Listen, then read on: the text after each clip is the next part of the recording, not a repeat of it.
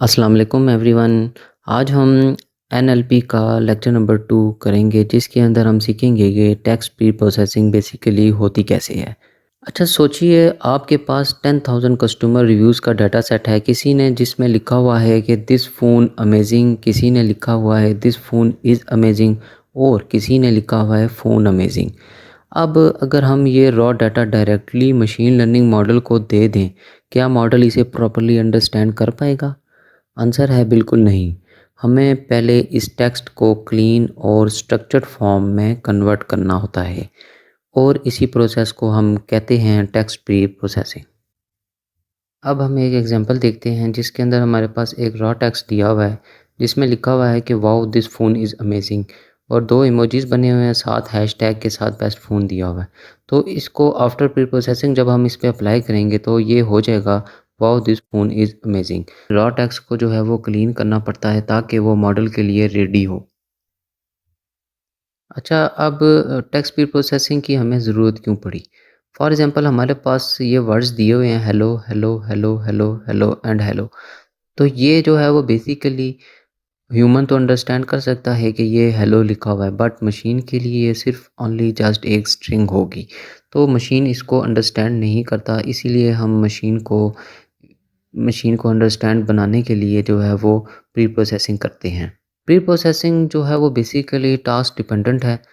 तो इसमें हमारे पास ज़रूरी नहीं है कि हर जगह पे हम जो है वो प्री प्रोसेसिंग को अप्लाई करें।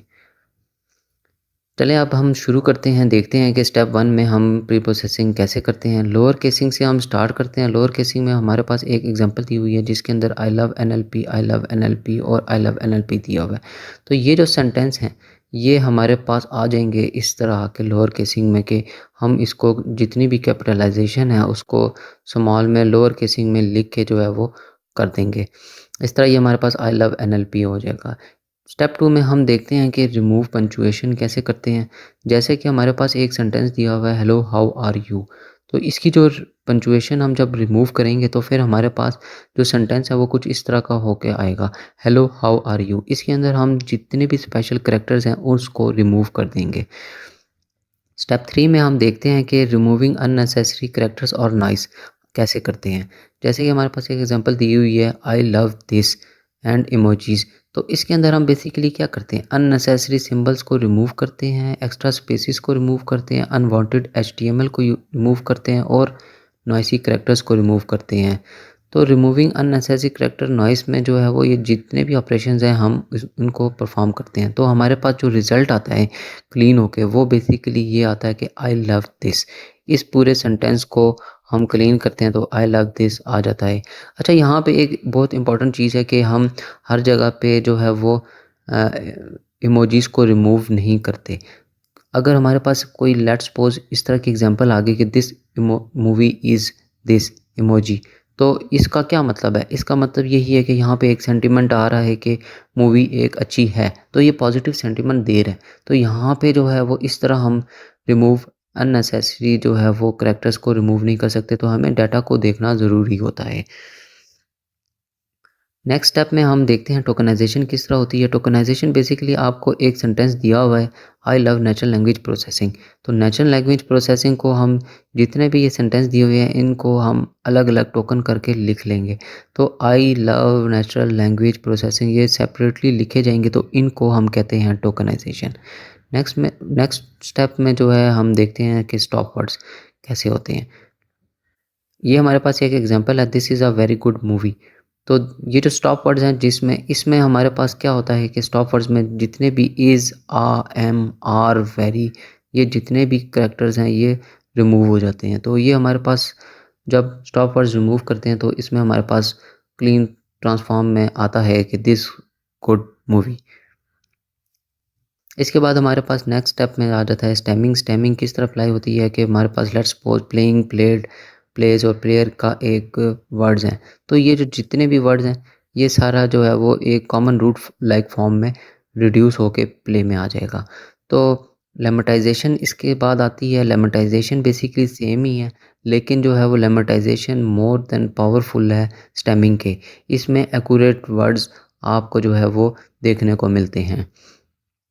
अब हम देखते हैं कि कंप्लीट जो है वो प्री प्रोसेसिंग की पाइपलाइन किस तरह है। ये हमारे पास एक एग्जांपल है, आई लव दिस मूवी अमेजिंग। तो इसको हम जब लोअर केसिंग अप्लाई करेंगे तो ये हमारे पास आ जाएगी इस तरह होके। इसी के बाद हम जब इसको पंचुएशन में रिमूव करेंगे इसकी पंचुएशन, तो O M G I love this movie आ जाएगा। इसी तरह टोकनाइजेशन में जब हम करेंगे तो टोकनाइजेशन में सारे वर्ड्स अलग अलग हो जाएंगे, O M G I love this movie.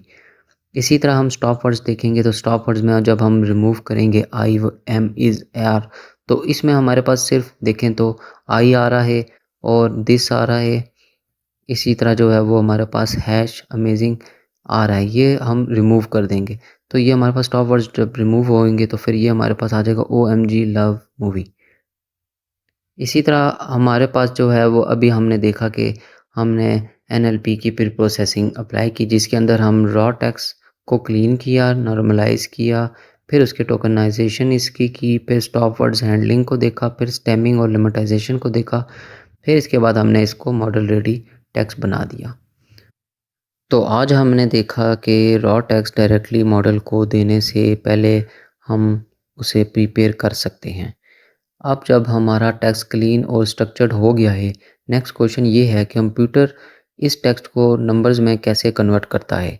तो हम नेक्स्ट लेक्चर में देखेंगे कि टेक्स्ट रिप्रेजेंटेशन किस तरह होती है, बैक ऑफ वर्ड्स और term frequency, inverse document frequency का कॉन्सेप्ट किस तरह है। तो वो हम प्रैक्टिकली अप्लाई करेंगे। Thank you for watching for this video. Allah हाफिज़।